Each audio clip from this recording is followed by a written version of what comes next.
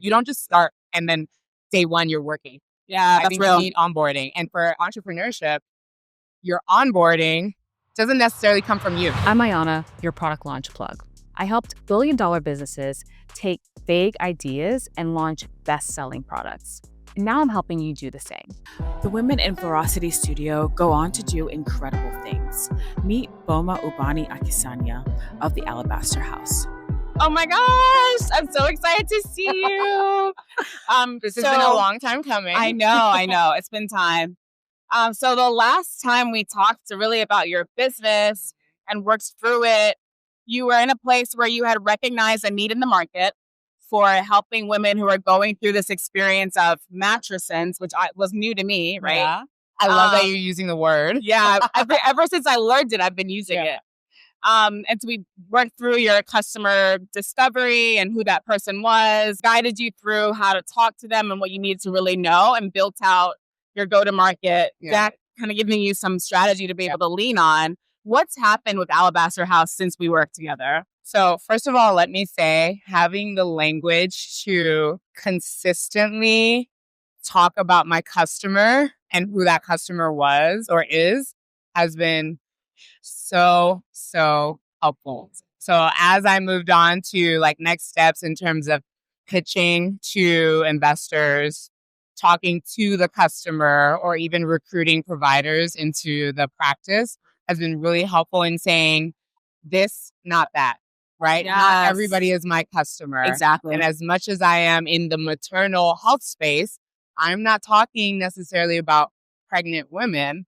I'm specifically talking about a targeted period in their recovery. Yes. And so that was really helpful to, like, if we had to make some painful, choices to say, of course you want to help everybody in the spectrum, but at least for the first products that you're putting out there, have a very specific customer. So thank you for that.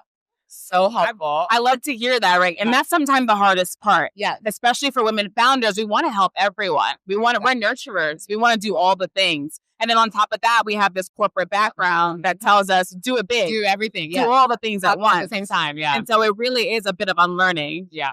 So where are we now? We are recruiting providers. Okay. We are actively marketing. We have our beta customers launching this fall or winter, really. Yeah. It's already October. I know, right? Time flies. I know. And then we are building out our location. So we found a location in one of the best neighborhoods in Atlanta, in Morningside. Yes, plug.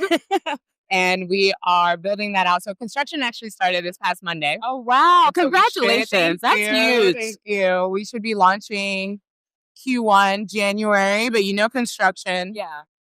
It's really when they are ready to launch. Right. But we are marching forward next 12 weeks to get ready to bring in our beta customers. And that is separate from the launch, because I do think it will be helpful to serve customers even before we have our physical location. That'll help us work out some of those kinks as well in an operation.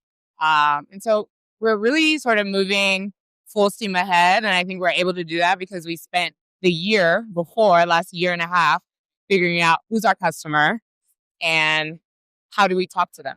Yes, exactly. I've been starting to tell people slow gets to smooth, and smooth moves really fast. Actually really hard. Because when you have that, nobody dreams in V1. Yeah. Everybody's dreaming in V7. V10, exactly. And so it's really hard to say, here's the goal. What were you coaching me on? Minimal viable, right? Like even for a service business like mine, you still need that minimal viable thing that you can roll out and test and get feedback on. Amazing. It was hard, but awesome. Well, thank you for that. If there was one thing you would share to someone who's trying to decide whether or not they need support before they start launching this business, what would you say to them? I think it's like everything else you do in life, even a new job, you need onboarding. Yeah. If you are starting at a business, at an existing whatever exec role or junior role or managerial role or individual contributor role, you don't just start and then day one you're working. Yeah, that's real. You need onboarding. And for entrepreneurship, your onboarding doesn't necessarily come from you. you cannot be all things to yourself and to the business. And so one thing I learned, luckily very early because of the people like yourself who are in my network, is that one, ask for help.